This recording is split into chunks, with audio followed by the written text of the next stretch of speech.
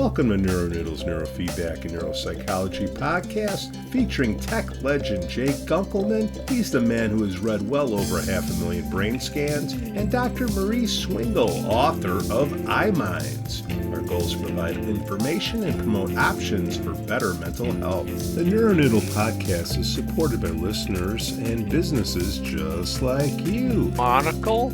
Yeah.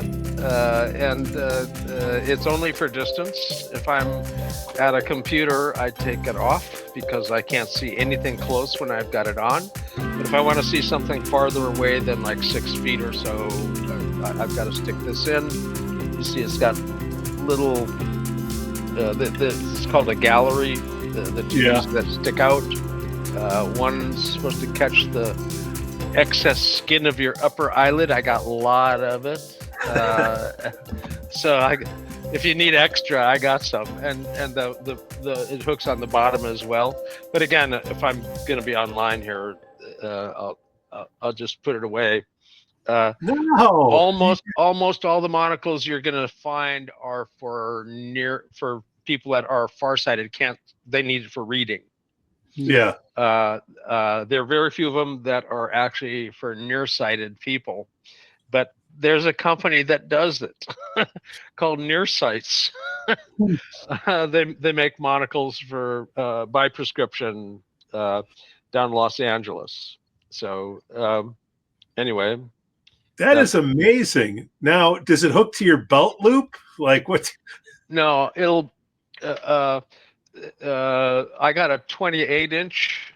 But it's not really easy to pick it up and stick it in your eye. So I got a 36-inch one instead, which is supposed to be delivered today, but I haven't seen it yet. So, but the UPS delivers. We're not even considered inside the Bay Area. We're considered rural for delivery purposes. So I've gotten things where they said guaranteed by 10 a.m. the next day, and then we get notice. Oh well, I'm sorry, but you're rural. They don't guarantee before 10, but I got it before 10 anyway. So they just wouldn't guarantee it. So Jay, thanks for hanging with us. Joshua Moore, thank you. Now that we got Jay, we can go through those hard questions when Radar and everybody. The group that you've got can answer hard questions, for God's sakes. I'm not an essential piece of this outfit. Okay, we like having you anyways. No, yeah, we do. Good to see you. I'm like a freaking hood ornament. No. You do have a bobblehead, don't you? He's already been merchandised. Actually, I have two. I have one bobblehead that's like all of the rest of them, and it has the blue patch for the company logo on the shirt. So I have the original prototype. I have the original prototype that doesn't have the BSI logo. Well, it's not really our logo. They just did BSI in blue. So you've got a little one with BSI in it?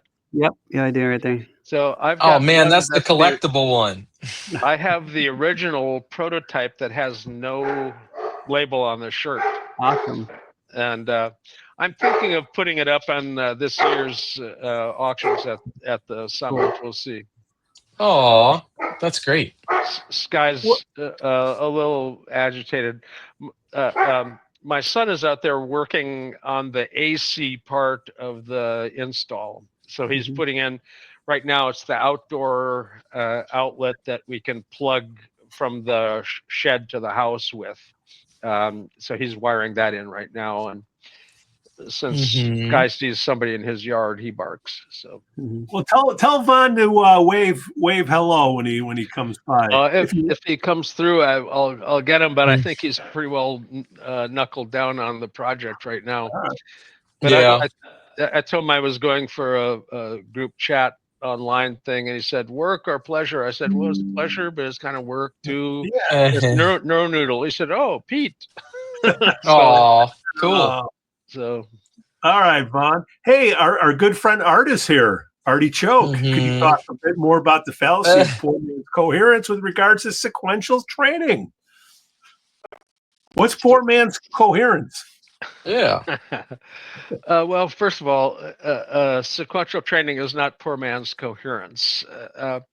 Co- uh, uh, Sequential training has the assumption of things that are phase locked.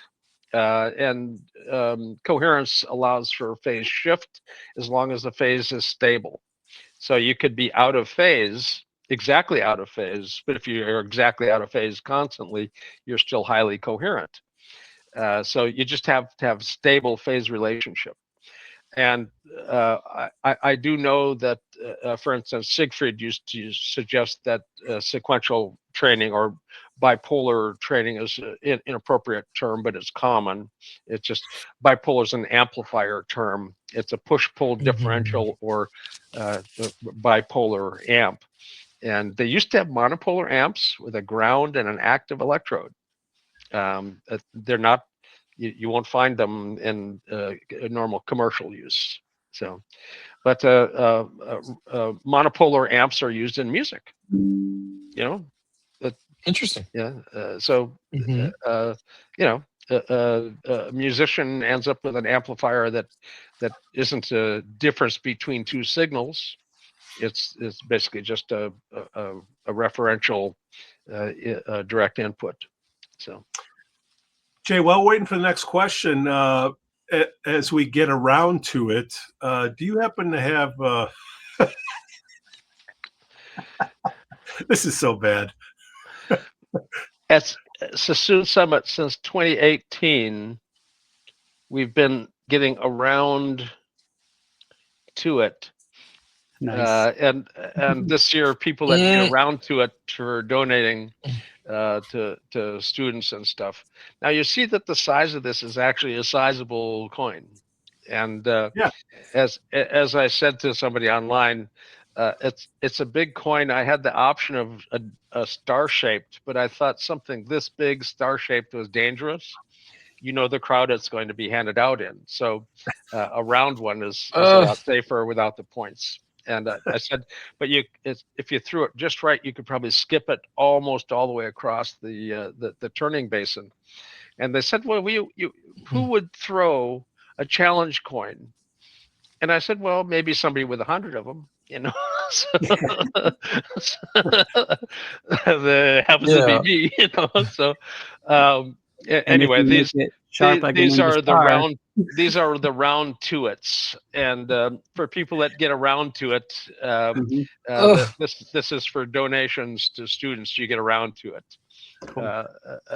Anyway, the more common coin that we have, which is of no face value, is just faces. It's got a face and a face, so there's no apparent face value to this one. But Draw the monocle. That's or it might be a Bitcoin. Oh, We wish, yeah. A Gunkel bit, No, That's good. It's not worth the nickel it's printed on. Or it's invaluable, one or the other. So anyway, those go to people that see me, but people that actually have intention to donate something to the students and stuff, they'll get around to it. So October 6th, 7th, 8th, Jay, is that one? 8th is the reception, the evening prior to the actual scientific event. Although a lot of discussion in the social things happens to be scientific. So sometimes the best stuff is done at the bar. So, and we've got a venue with a bar, so how much better can it get? So the 8th is the reception, 9th, 10th, and 11th is the 3 days of meeting. The 11th is the luau dinner. It's an island theme, Gunkelman's Island, and it's after Gilligan's Island. So come to Sassoon and get laid. around your neck. You got to charge more. All the bad jokes are already started. The front of the yacht club will be done up like a grass shack. The boat out front will have a sign SS Minnow. I'll be the skipper. For those of you who remember Gilling's Island at all, so anyway, we intend to have really good science and a lot of fun. And if you're not having a lot of fun while you're doing your science, you're doing it all wrong. Yeah, it's your own fault. Yeah. So Anthony and Joshua, I traded a Thursday appearance of Jay for a Wednesday, so we could really squeeze. Oh, wait, who's that? Cool. Yeah, it's cool. Anthony, I think you got some issues. I'll be right back. Okay. That happens every now and then with his account. Yeah, that's right. Yeah. All right, it's just us boys. All right, now Anthony's gone. So all the unanswered questions from last week, we were talking about restless legs. We were talking about SMR and wait, hold on. Here's Anthony back. All right, there you guys, go. Appreciate it. Oh, much better. Thank you. Thank you. We took care of Artichoke. I'm sure we're waiting for Radar and all our other friends. Anything else come up, Anthony and Joshua, throughout the week that we can press Jay on? Well, there was one article, and hopefully this will be interesting.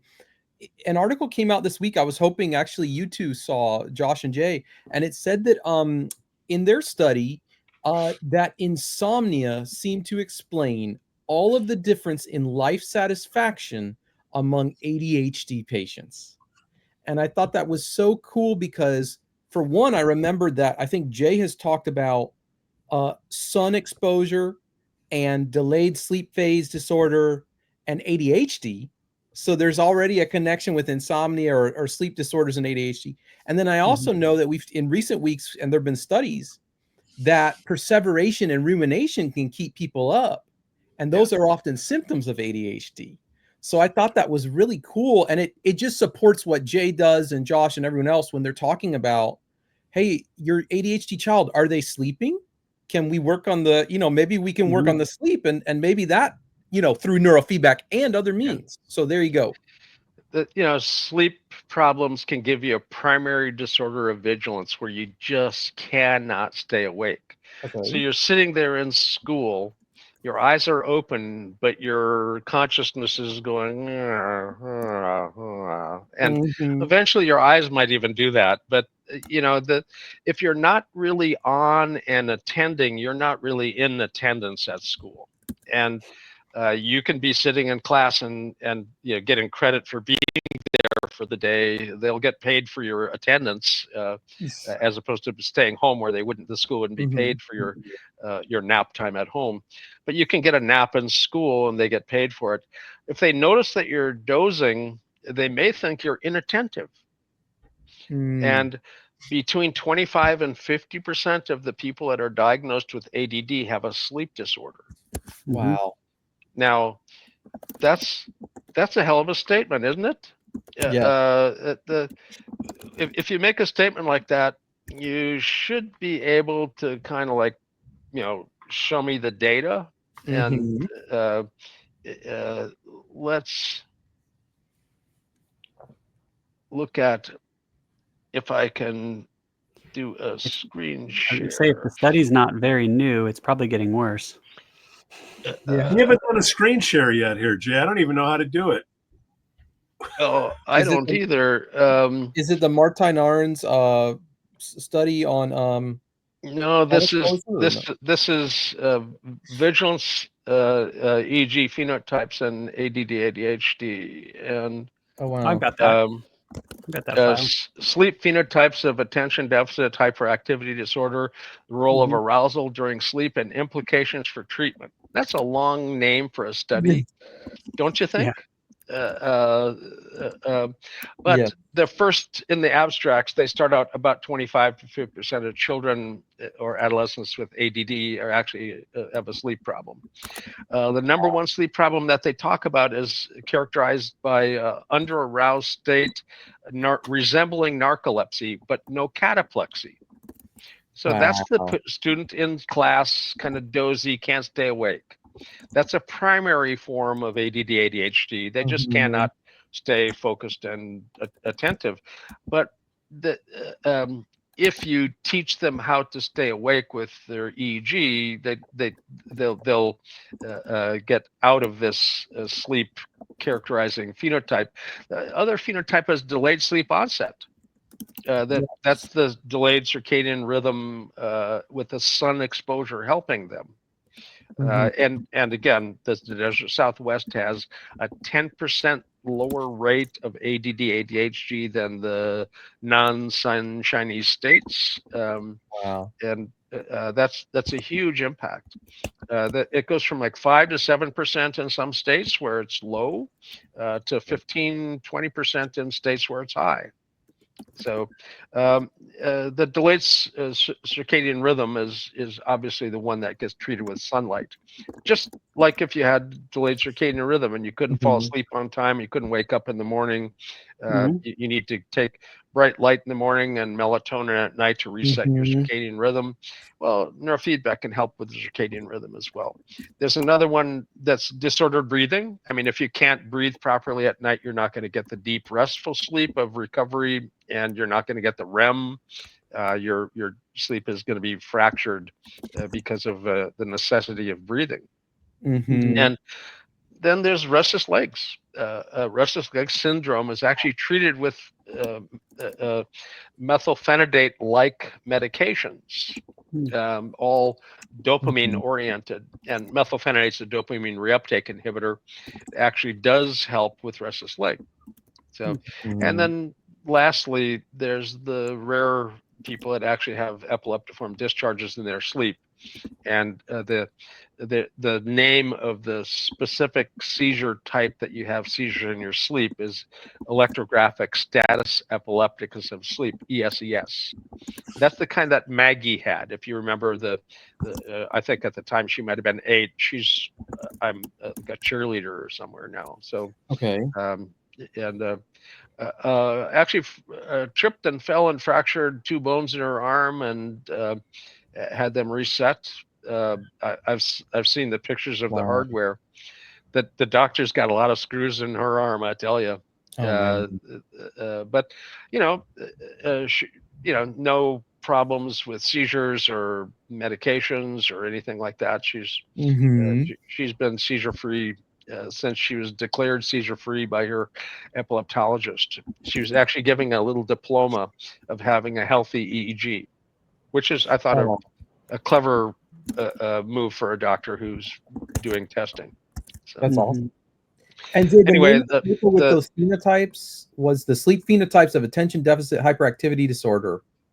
Okay, just want to make sure I have that in the chat, Anthony. I'd like to get access to that. Make sure I have that one integrated into my file. In the handout folder that I have, it's tucked into a folder called drowsiness. Okay. And you might be able to find it there. Okay. I think I found it on Google too, so I'll be posting that, guys. I have like my own folder that I move things in after I like integrate that information well. Like study something and then move it into another folder. Hey, Triona came back. That's great. Anthony, you got it? Yeah, but so YouTube will not accept my links, so I will post it in our chat on StreamYard, and then you guys can. Okay. Or Pete or whoever, I missed what you said about the restlessness. Can you circle back to that again? Maybe elaborate on the phenotype. Restless leg? Is that the one? Yep. Jay was speaking about. Yeah, Jay. Yeah, restless leg syndrome is one of the sleep phenotypes that can mimic ADD. If you're going to fall asleep and you feel crawly, gotta move them thing in your legs, that's the kind of thing. It can also be restless legs, meaning when you fall asleep, your legs are twitching and kicking. The excessive movement in the leg is identifiable with basically they stick an electrode on your calf and look for EMG changes in the leg. So they'll see it in movement as well. They've got movement sensors on you as well. We actually had a full sleep lab, 3-bed sleep lab, and you're hooked up for everything, including sound. So that you'll have things hooked up you didn't even know you had, and they've perhaps seen the cartoon with the person with wires hanging off everywhere, and they tell them, okay, now go lay down and go to sleep, and they're looking at you like, you kidding me?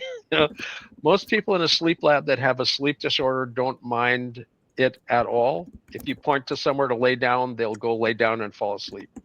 If you have insomnia, you'll complain, I can't sleep with all this stuff on me. How can this be a valid test? Yeah. Well, that's why they don't test insomniacs. Number one, they can't get paid, and number two, the person complains about the whole thing. So it's tough. But they do not want you to accept an insomniac for testing because they don't want to pay for that. So nowadays in the US, it's extremely common, not elsewhere in the world, but in the US, it's extremely common for people to be tested as a screening, multiple sleep onset screening, multiple sleep latency testing, MSLT. And they'll give you 5 tries for a nap in the afternoon. They don't hook everything up. They hook up a few channels of EEG, not even the whole thing, just enough to tell you what state you're in. And if you have a vertex sharp wave, you're at stage 2 where you fell asleep. And they'll wake you back up and say, you fell asleep. They'll let you be awake for a little bit, and then you get another try. And if on the average you fall asleep faster than 5 minutes, you've got a sleep disorder at night. It's a disorder of excessive sleepiness. You cannot stay awake. And that's their client. If you can't stay awake, that's their client. And an insomniac will go in and they'll be drowsy in and out of stage 1, like you've seen them, eyes open and eyes closed, can't stay awake, can't sleep at night, can't stay awake in the day. That's insomnia. But a sleep disorder, they'll sleep whenever they hold still and have a chance. They just doze right off. We had a coworker at the state hospital. Everybody would get together for a meeting in the room, and he'd get a chair. He'd tilt the chair back in the corner, and his head would sit against the wall, and he would be asleep like that. Just he'd be gone as soon as he sat down and tilted back. There was a little greasy spot on the wall. It was where his head rested every day.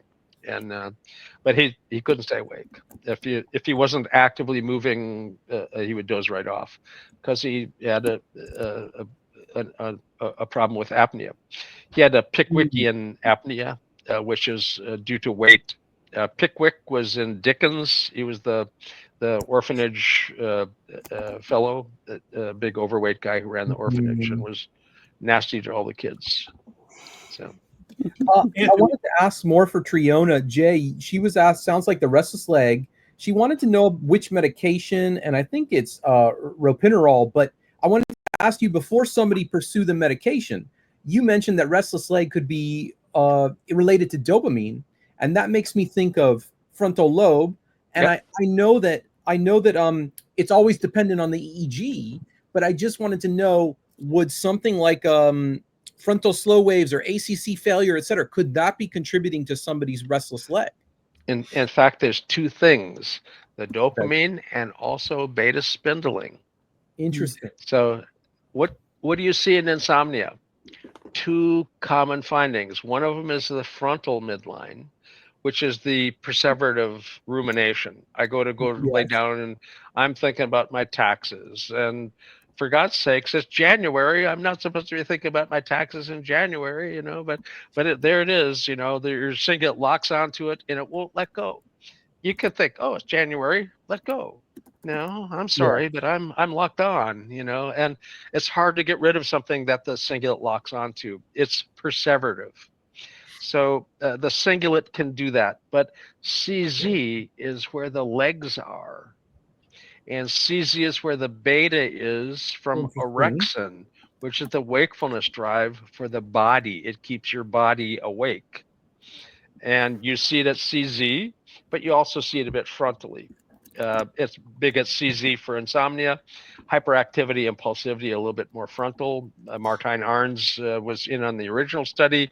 He replicated it with a different patient population with a higher percentage of ADD, ADHD in it, not the broad population that Ron Swatsina's approximately 2,000 people represent. He had a group with the brain research company in Australia provided the data, and it had a heavier loading at ADD, ADHD. They didn't see CZ for insomnia as much as they saw the impulsivity, hyperactivity findings frontally, but they found frontal beta spindles, not CZ beta spindles. So it gives you the idea that there's a little nuanced difference between just CZ and frontal beta that's present. They're related on a neurochemical basis. But they're functionally separate locations, so they have different behavioral manifestations. Same signal, same kind of a problem, different manifestation based on the different turf. That is interesting. What's buspirone? Buspirone? Yeah. I thought it was an anti-anxiety, but go on, Jay. Sorry. Buspar is an anti-anxiety medication. It works on dopamine and serotonin. Oh. And its effect on dopamine ends up giving you a little pleasure center boost.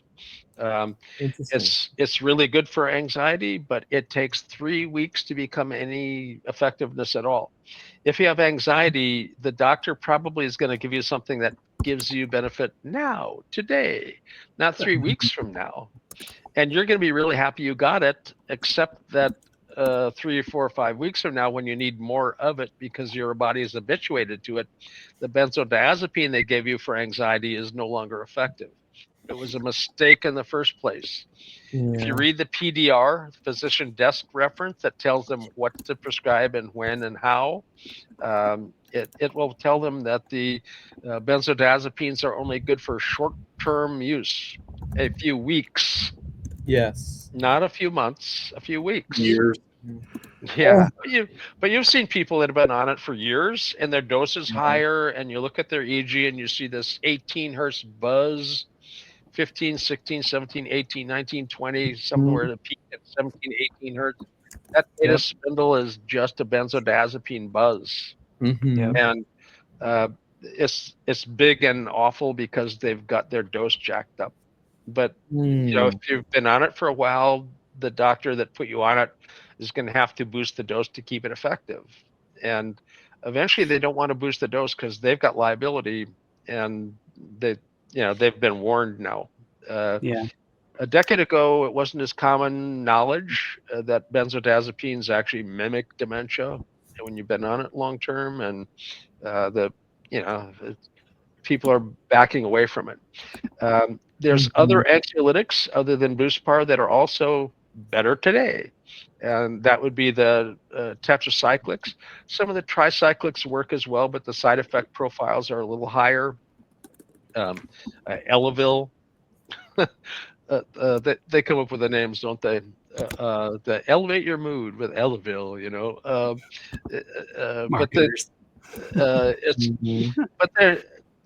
it's a tricyclic, and it has negative side effects on visceral and autonomic function, and it's largely been kind of set aside. Some of them, nortriptylinist, are used a bit, but largely tricyclics have been set aside. Tetracyclics are much newer. Remeron or Trazodone are the brand names. Mirtazapine is one of the generic names. But they're good in that they reduce beta spindling and they slightly slow the alpha. If your frontal alpha that's hypercoherent is faster than 10, you're a candidate for a tetracyclic. The SSRIs and SNRIs are only good for slower alpha. If it's very slow, an SNRI, if it's a little slower than 10, an SSRI would be just fine. Faster than 10, you get overarousal side effects from SSRIs, and even worse from SNRIs. Then N in SNRI is norepinephrine.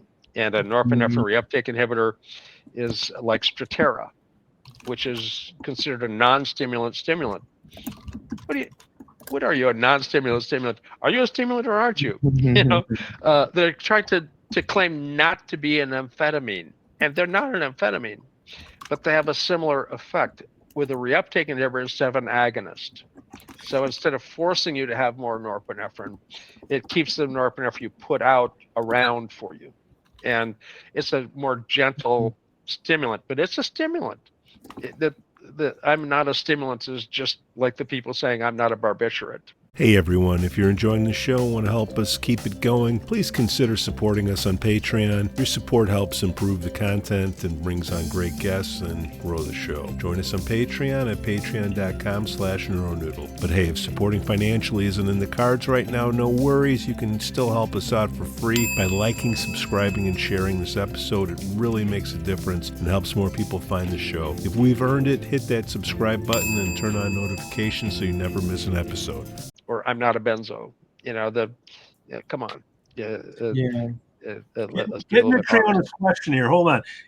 How would you talk to a psychiatrist about assessing for this medication based on the QEEG? Would a psychiatrist even know anything about the QEEG? First of all, psychiatry and EEG aren't exactly in the same category. If you look on the wall, they have a certificate that says they're boarded in psychiatry and neurology. Okay, they should be equivalent to the neurologist, shouldn't they? But if you're a psychiatrist and you want to become an electroencephalographer, they make you go back and take a neurology residency. They want to squeeze all the psychiatry thoughts out of your head before you look at the EEG, because the EEG is limited to epilepsy and encephalopathies. There's nothing psychiatric in the EEG. Jedi mind trick. There's nothing in the EEG for psychiatrists. You're looking for. Go elsewhere. This is not the droid you're looking for. So, but psychiatry and EEG are absolutely perfect for one another.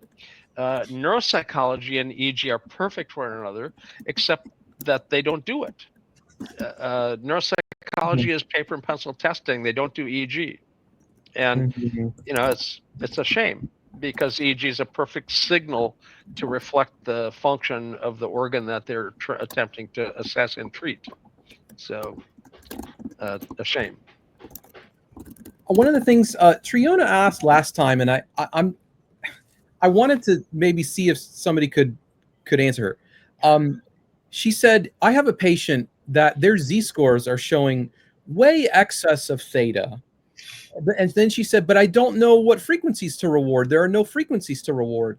And I could be totally off base here. And I got a sense that maybe her system doesn't really ever allow or encourage to suppress frequencies. Could that even be true? And the reason I ask this is because I'm wondering, perhaps suppression could be in order for some of the symptoms and scans that she's describing here. So I just wanted to put that out there. Well, when people say that they've got Z-score deviations and they can't see anything to train, I always want to see the actual data. Z-scores are a derived measure. They're not the signal that you're training unless you're doing Z-score type training, and then you're stuck with Z-score training, which is linked ears. And linked ears isn't always a good montage. If you have a strong signal in the temporal area, it contaminates the ear, broadcasting itself everywhere and canceling itself where it actually is. I presented in 1998 a case of false frontal alpha. The person had migraine. They had alpha T5, T6, the posterior temporal parietal junction, hot spots of alpha. And as soon as you switch from Laplacian, which would show it at T5, to linked ears, which now pick it up in the ears and broadcast it everywhere, you don't see it at T5, T6, because it cancels itself. It's in the reference and the EEG, so it cancels. And it broadcasts, if there's no alpha up front and there's alpha in the ear reference, you see alpha up front. It's the difference between the reference and the point. So if you look at the map, it looks like there's this frontocentral alpha, but it's a false image. You can't train that any more than you can drink from a mirage. You know, I mean, it looks like you could drink it, let's just run another mile or two down the road. It'll be all wet. I'm afraid that's a mirage. Jay, You're not going to get any water out of that mirage. So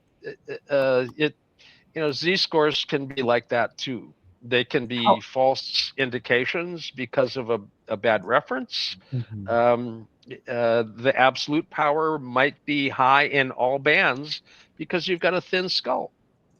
It's not attenuating the voltage, and all your voltages are going to be high. Was there nothing to train? Well, I'm afraid there probably is. You're just not looking at a metric that's going to show it. Switch to a transform like relative power or a log power, and see whether you get a better look at the data set that you're looking at, and make sure if you're looking at an EEG that you use more than one montage, because you can be fooled from your perspective. If you're looking straight at me, how big is my nose? You got to see the profile. So you got to see 3D in order to know what something really is like. You can't just look at it from one perspective. Is there a big butt sticking out the back end? I mean, what's the shape of this?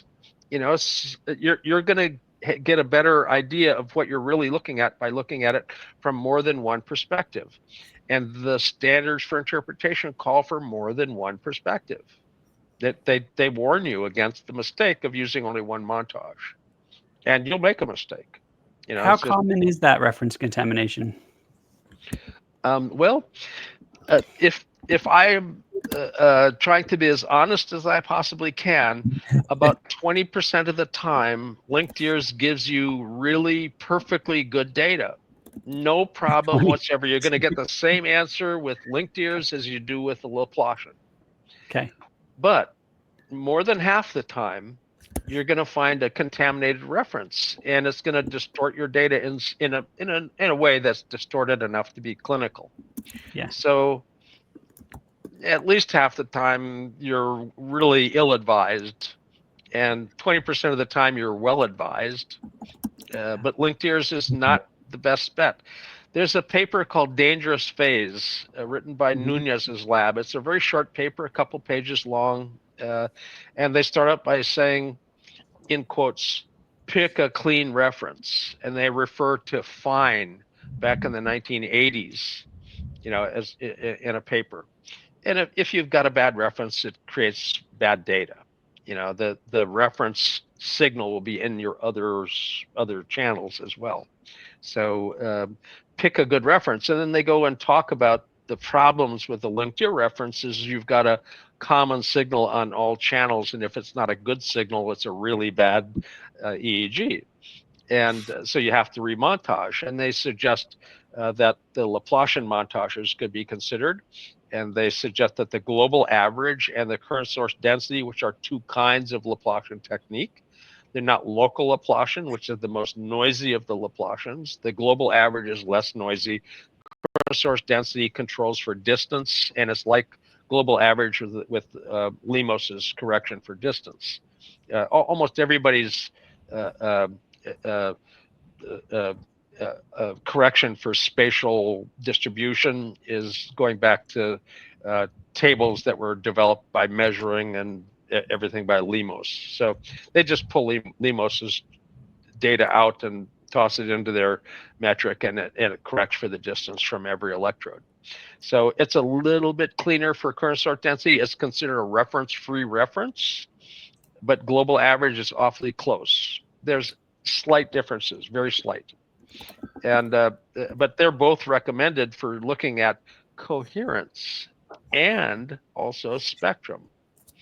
So they say the clearest image of the coherence is from current source density and global average, and that you need to be very cautious of coherence with linked ears, because the linked ear reference inflates common signals because of the reference point.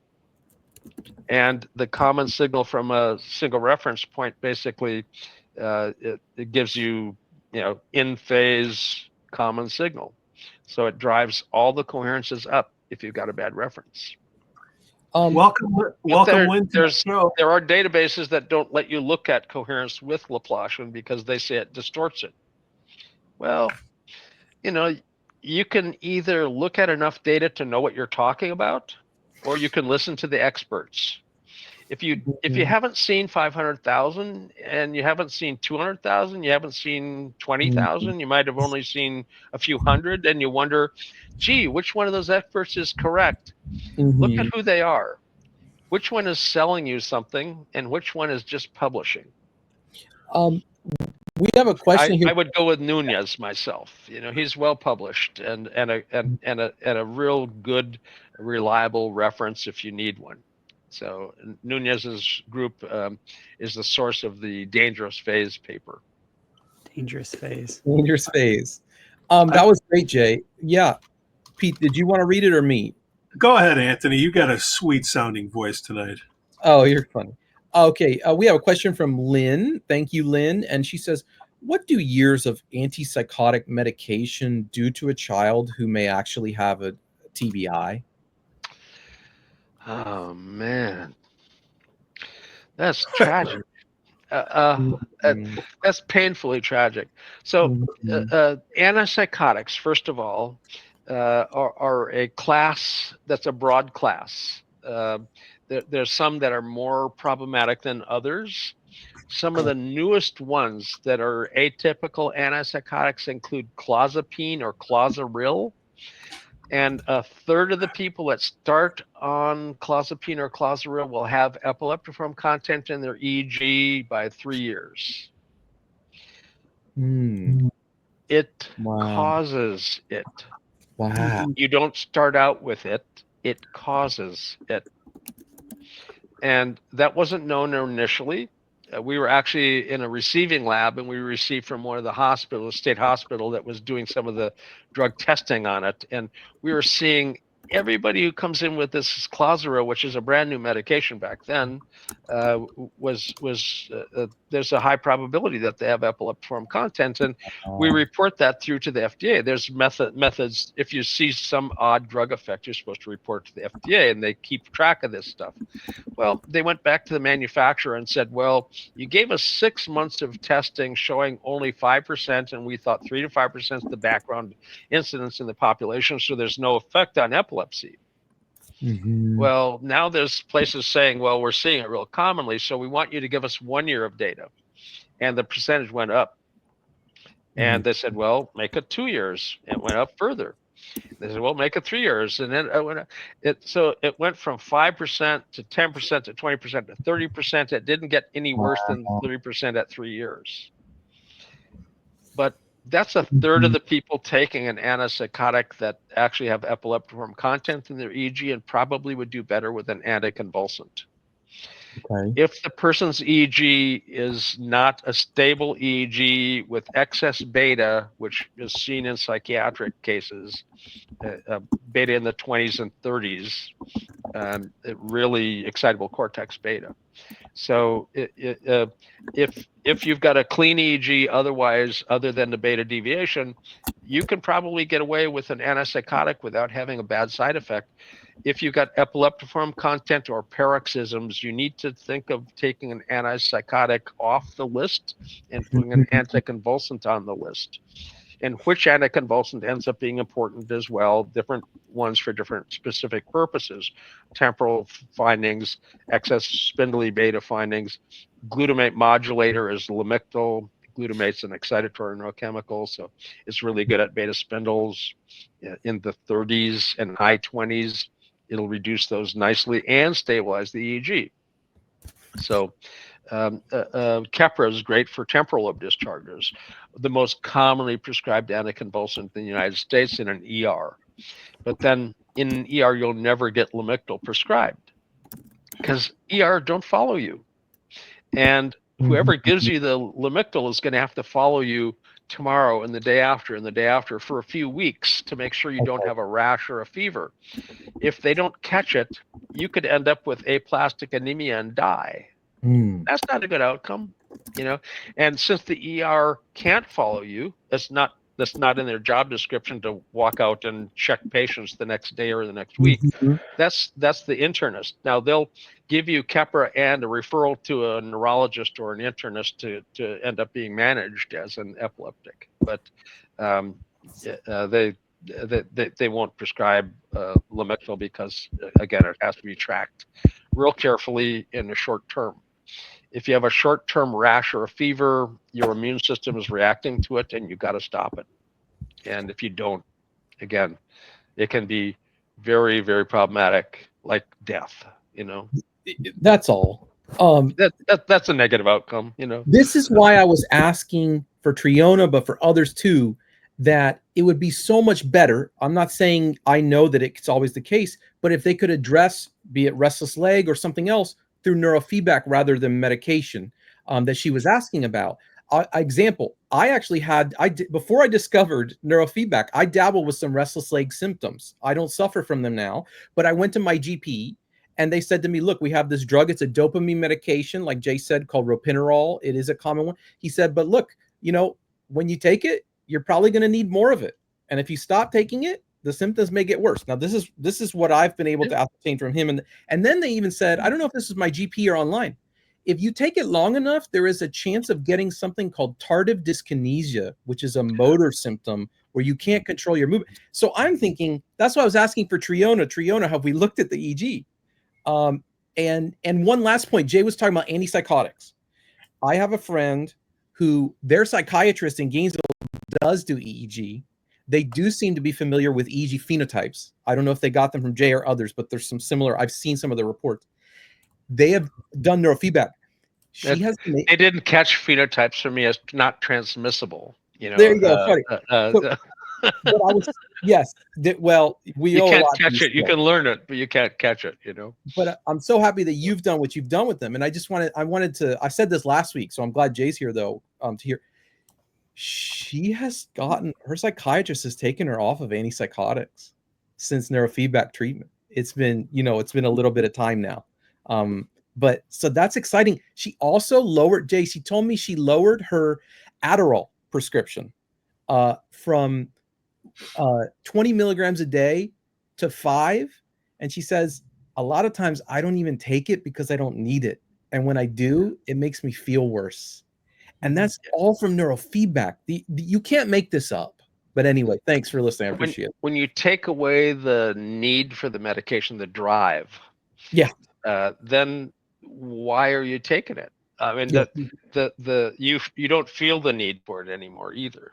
And we do work with people with epilepsy only when their neurologist and epileptologist are aware of what we're doing, because it's going to change the demand for the antipsychotic, for the anticonvulsant. And as the need for it drops, the side effects of being on it end up going up somewhat. So interesting. The doctor needs to be aware that we're messing with their client, and we can't change their meds because that's not our prescription. It's not our business. Yes. And we get the patient better. And when the patient's better, the doctor doesn't want them on the meds any more than we want them on the meds. So they'll pull the meds when the time is right. And the person getting overactivated from the amphetamine, they'll pull the drug dose down and maybe even stop it because of the side effects. Yeah. Radar, it's okay. Yeah. Thanks for saying hey there, Radar. He let us know he has a new job responsibility, I guess. So you're here in spirit. We appreciate it, man. He's got his hands full of saline paste. Oh, he's constantly experimenting, I think. Yeah. Joshua, what do you got working on in your app? Is that even right to call it an app? A workshop? What do you have going on? I'm just doing a workshop. I've been doing WinEEG editing, stuff. I'm basically building a workshop for WinEEG, and then I did the low voltage fast phenotype, which turned out really, really, really good. That one was easy for me because I'm really passionate about it. And so I'm mostly just doing the editing, and it's probably 80-90% done.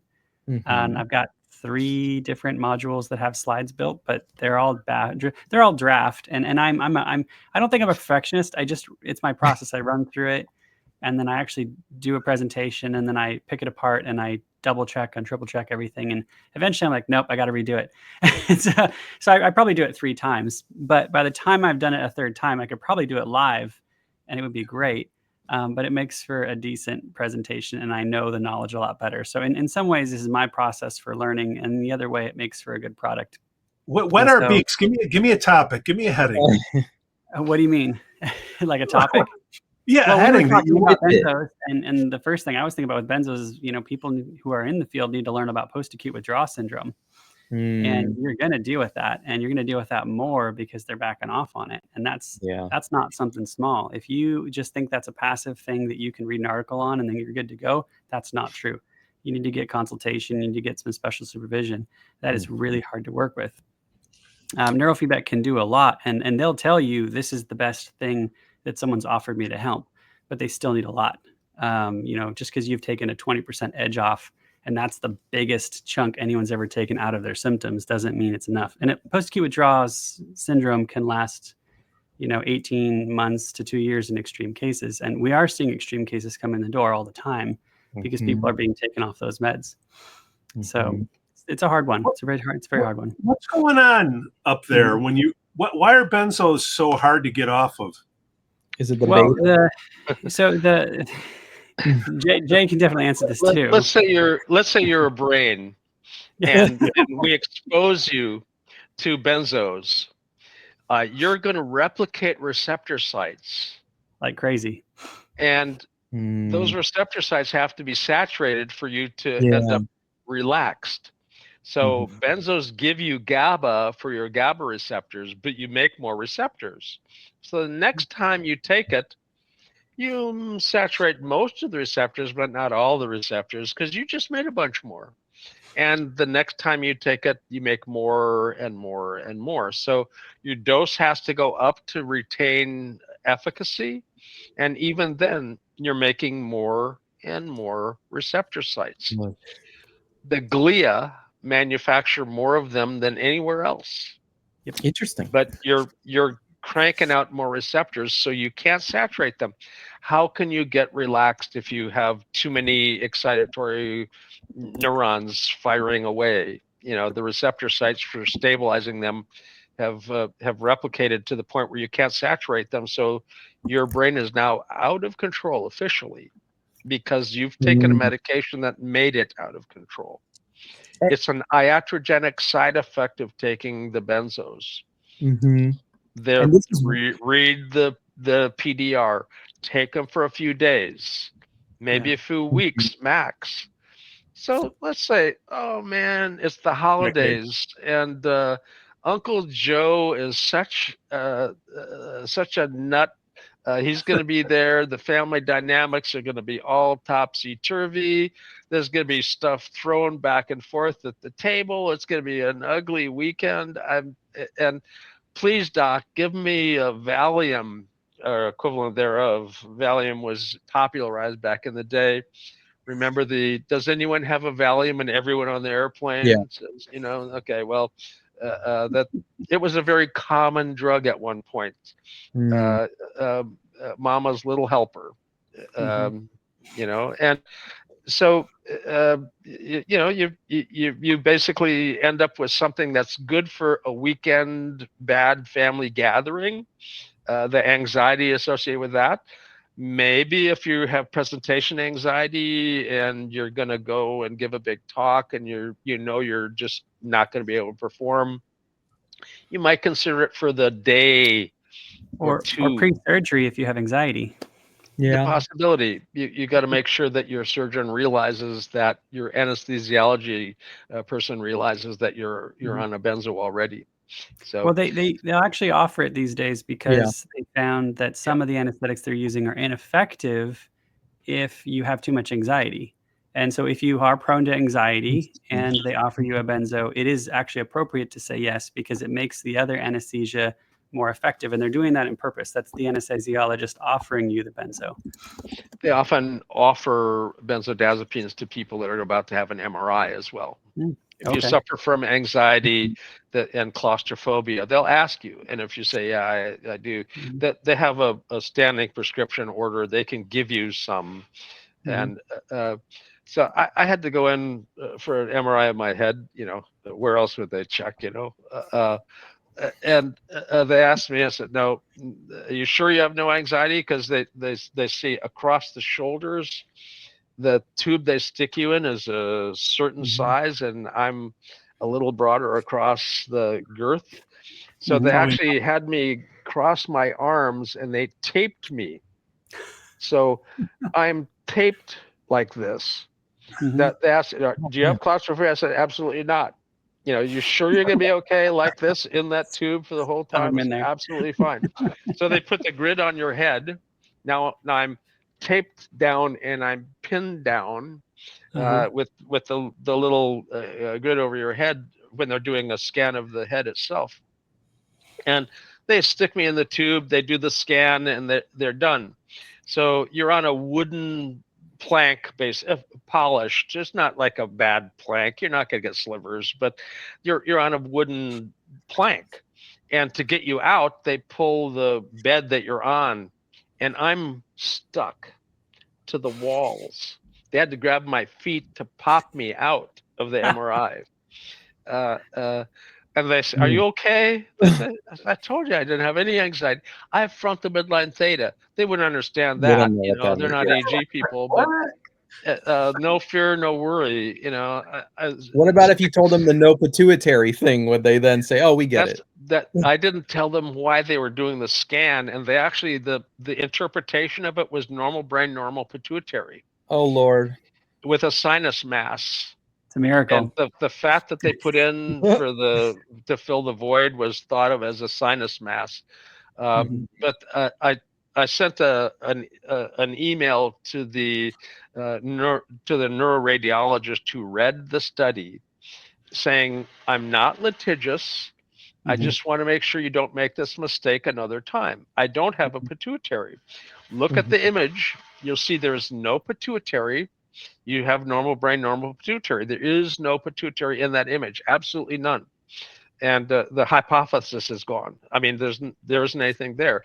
And the fat that you saw isn't in the cell. It's not in the sphenoid sinus. It's in the sella where the pituitary should be. So I just want to make sure you don't make this mistake again. And I was having it done because I was losing quadrants in this eye. The fat was poking the back of the eye, and I was losing half my vision or a quarter of my vision. And it's if it's one eye only, it's pre-chiasmal. So having had a brain tumor previously, I wanted to make sure that there wasn't something other than just the fatty mess in there. There wasn't something new growing, messing up the eye. So that it was a normal brain, normal pituitary was an okay enough scan for me. That there's no new neoplasm, and so she never did call me. Oh, Lord! But she called her professor in San Francisco, at UC San Francisco Med School. He called me.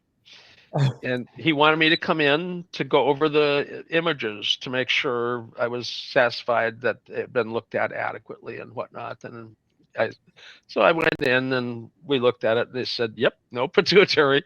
Yep, it's fat in where this and the reason was I was losing quadrants. So they brought in a neurosurgeon, and he suggested, we can go in and with a needle." Aspirate some of the fat out. And I said, well, wouldn't that make it move around more easily?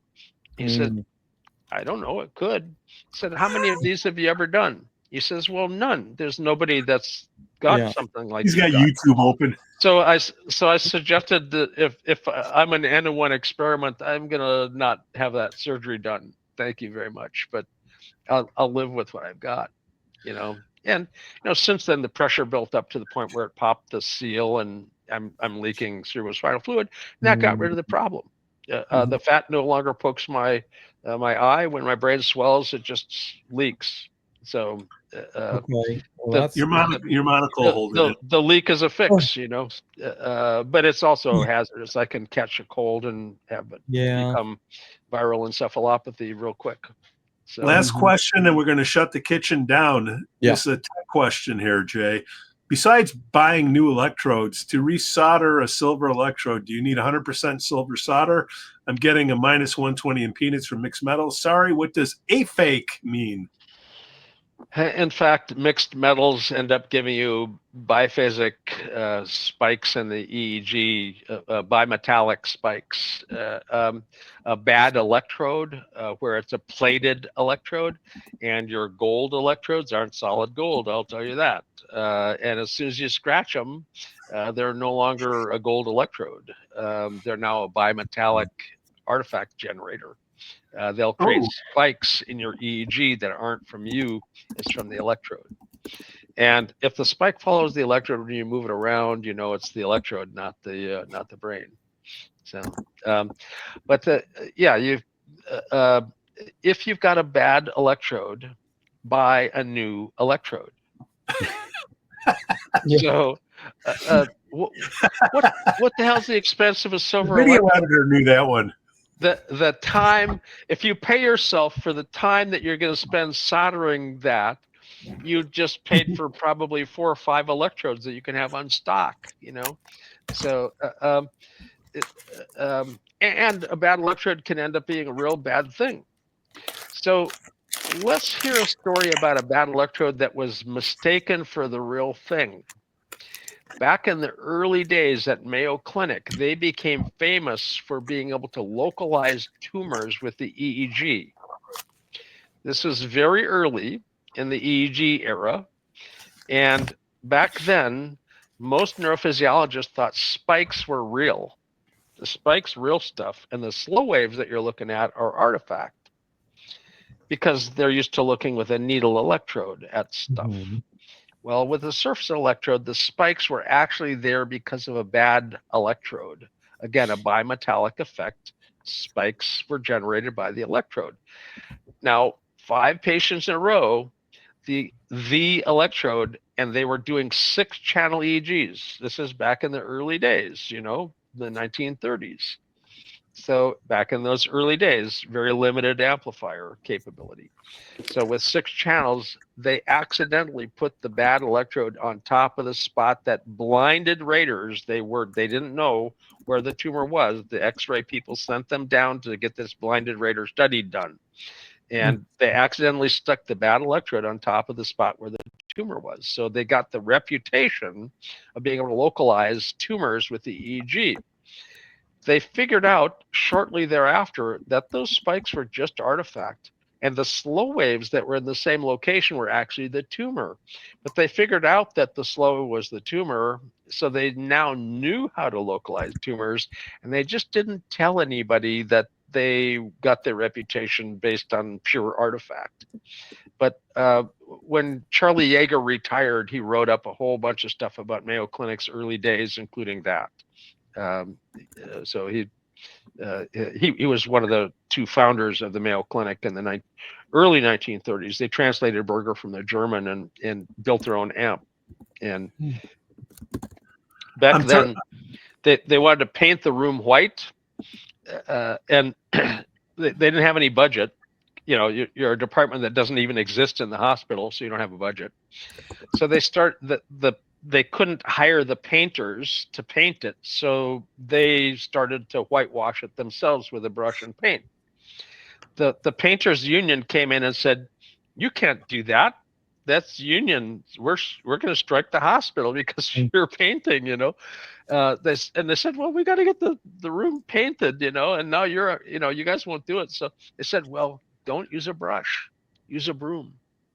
So the actual union painters told them how to get around the deal, and they simply used a broom to paint with and got around the technical detail of the agreement, and they didn't have to strike the hospital for the EEG lab being painted. So I'm turning the ovens back on for one more order. What would happen what would happen if you put an electrode on the roof of your mouth to train the underside of the brain? Now, if you don't have a gag reflex, you're okay here. So, first of all, the roof of your mouth has a big air-filled void above it before you get to brain tissue. So you're really not going to be recording what you think you're recording as well as you think you're recording it. There are electrodes that you stick up your nose. Now I'm curious.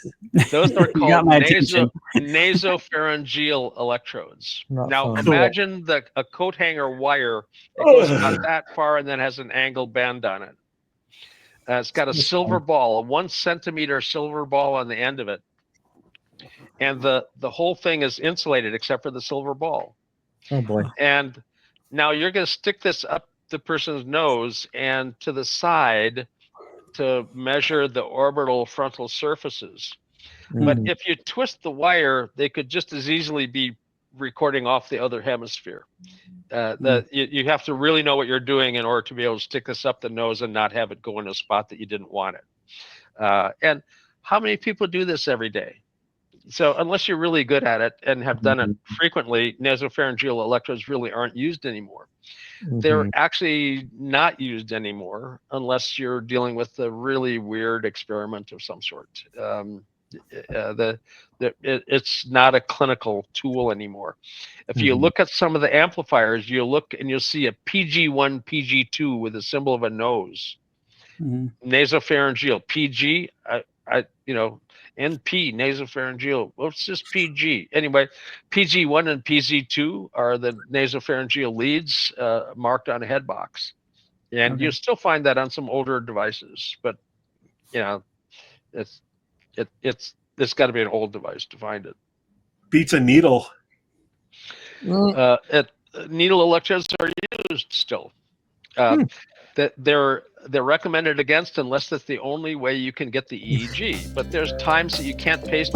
But let's say I crashed my motorcycle and I have road rash up the side of my forehead. Well, you can't paste an electrode on that. That's not going to work at all.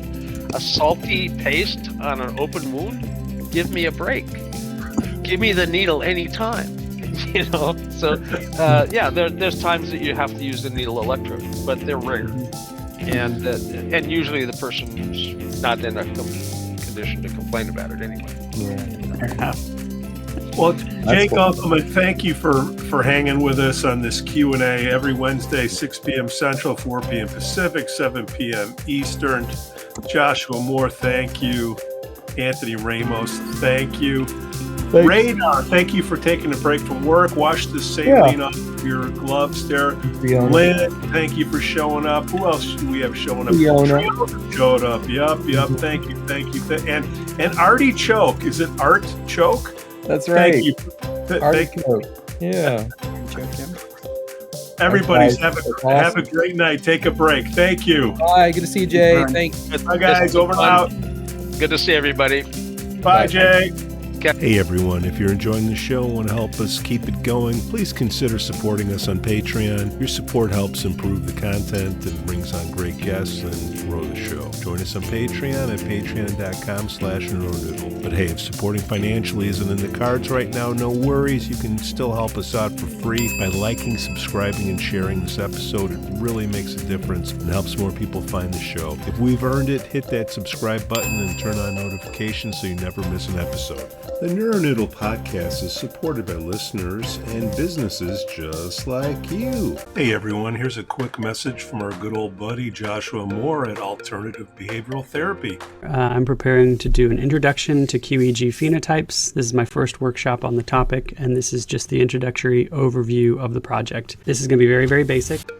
So let's review each phenotype. We're just going to go through them one by one. If you look at the DSM-1, 2, or 3, and you look at the first chapter, it actually acknowledges that the DSM in mental health is just, quote, a descriptive adaptation, unquote. We're going to customize the interventions and tailor them to the individual's brain activity, not just applying the treatments or trainings to the individual's phenotype and maybe even their variants, but also customizing the protocols themselves to fit that person's individual unique frequency patterns. Maybe a dozen ways to have excessive energy in your nervous system, and then there's an infinite amount of ways to relate poorly to that excessive energy, which means that there is a lot of variations in what someone might call anxiety. And that doesn't mean that we're talking about the same thing when we're talking about anxiety. So complicated stuff. But when we look at a brain map, we get some basis in which we can start talking about what is this energy. Then we have to go to the client. We have to start talking to the client about what is your association to this specific kind of energy that I can see now. Then we get to care about things that insurance doesn't restrict us on. We get to care about like the person in a broader way. 85% improvement in mental health report following pairing a medication with a specific phenotype. Geez. Okay, have you seen 85% in any mental health studies for any medication? I'm going to be going over a whole bunch of different types of tests, assessments, and things that can be used that have things called neurocorrelates, which you saw some of those already. Better success outcomes. That's what we really want. We need better predictive power. We need better individualization. That's what we want.